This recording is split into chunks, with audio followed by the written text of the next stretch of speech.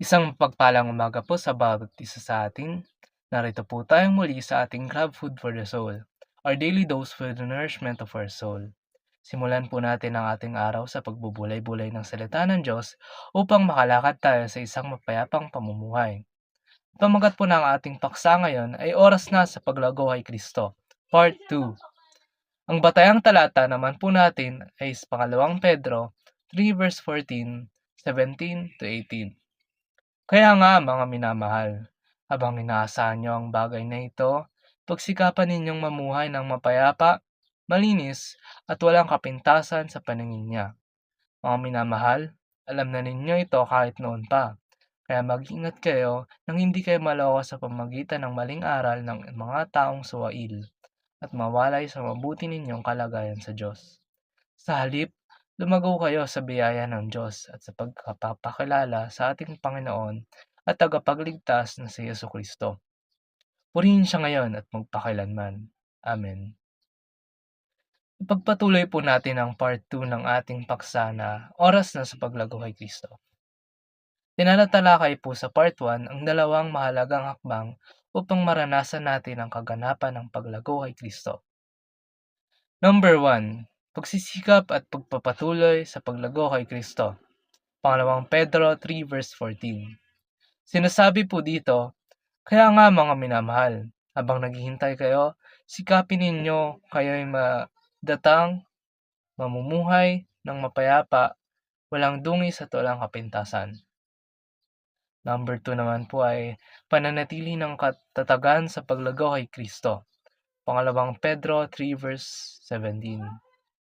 Ngayong ito, alam na ninyo, mga kapatid, dapat kayong mag-ingat upang huwag kayong iligaw ng mga taong walang sinusunod na batas. Sa gayon, hindi kayo matitinag sa inyong mabuting kalagayan. Ngayon naman po ay pagbubulay-bulayan natin ang ikatlong hakbang upang maranasan natin ang kaganapan ng paglalago kay Kristo. Number 3, pagtitiwala sa biyaya ng Diyos sa paglago kay Kristo. Pangalawang Pedro 3 verse 18. Sa halip, lumago kayo sa biyaya ng Diyos at sa pagpapakilala sa ating Panginoon at tagapagligtas na si Jesucristo. Purihin siya ngayon at magpakailanman. Amen. Ang biyaya o kagandahan ng loob ng Diyos ay kailangan natin upang lumago kay Kristo. And trusting in the Lord's grace is indispensable to grow in Christ. Nararanasin natin ang divine favor and grace, kaya tayo lumalago sa pananampalataya kay Kristo at kaya tayo lumalago bilang Kristiyano. Dahil sa kagandahang loob o biyaya ng Diyos, nagkakaroon tayo ng marubdob na harangarin makilala ng lubos ang Panginoong Jesucristo at lumago sa Kanya. Si Apostol Pablo ay naglahad ng kanyang deklarasyon sa Pilipos 3 verse 10 nang sinabi niyang, nais ko ngayon na higit pang makilala si Kristo. Ang tanging hangarin ni Pablo habang siya ay nabubuhay ay ang makilala ng lubos ang Panginoon. Sa biyaya ng Diyos, nangyari ang kanyang hangaring ito. Sabi naman po sa pangalawang Pedro 1 verse 5 to 8, dahil dito, pagsikapan ninyong maidagdag sa pananampalataya nyo ang kabutihang asal.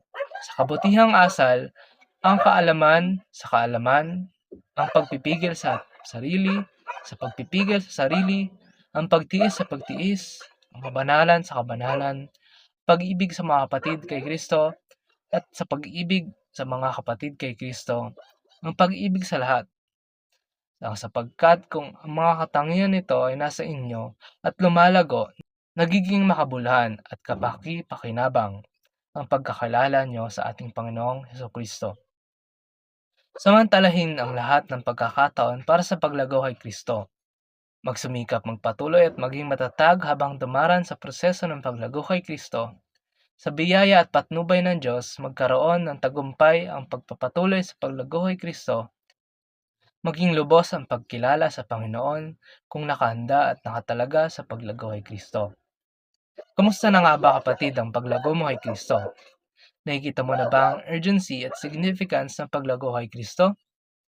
Kung daraan sa assessment ang kalagayan sa paglago mo, ano kaya ang sasabihin ng Panginoon sa iyo? Hindi natin alam kung kailan magaganap ang pinangakong pagbabalik ni Kristo. Habang naghihintay tayo sa kanyang pagbabalik, nawa ay makita sa atin ng nagpapatuloy tayo sa paglago sa kanya. Huwag nating sayangin ang bawat oras, kundi makita sa atin ang consistency at resilience sa ating pagdaan sa proseso ng paglagong ito. Magagawa nating lumago dahil sa biyaya at presensya ng Diyos sa ating buhay. Oras na sa pagtuluyang paglago kay Kristo. Samantalahin ang lahat ng pagkakataon para sa paglago kay Kristo. Tayo po ay manalangin.